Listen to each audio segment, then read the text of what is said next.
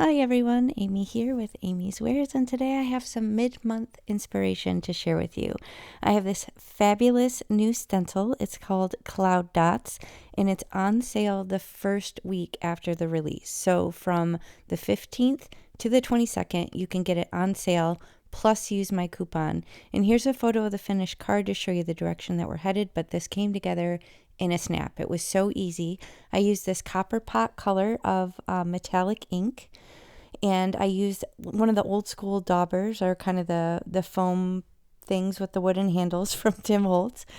And I'm just blending it right through the openings. It's super simple. I wasn't trying to get any sort of variance in color. I just wanted it to be nice and saturated and opaque through all these little tiny holes, because I wanted it to look very metallic and contrasty with the black cardstock. Now I'm going to finish the design with a sentiment from my binder here.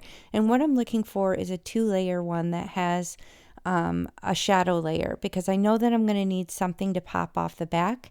And I'm grabbing something in white because I want to custom color it by squishing the ink pad right into it, and then it's a perfect match. And then I'll have the separation from the background with the shadow layer in black.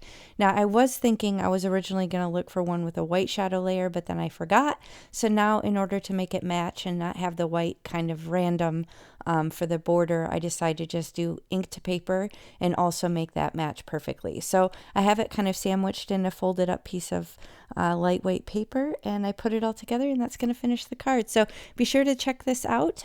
Get it on sale the first week and use my coupon AmyFan10. I'll check you next time. Bye.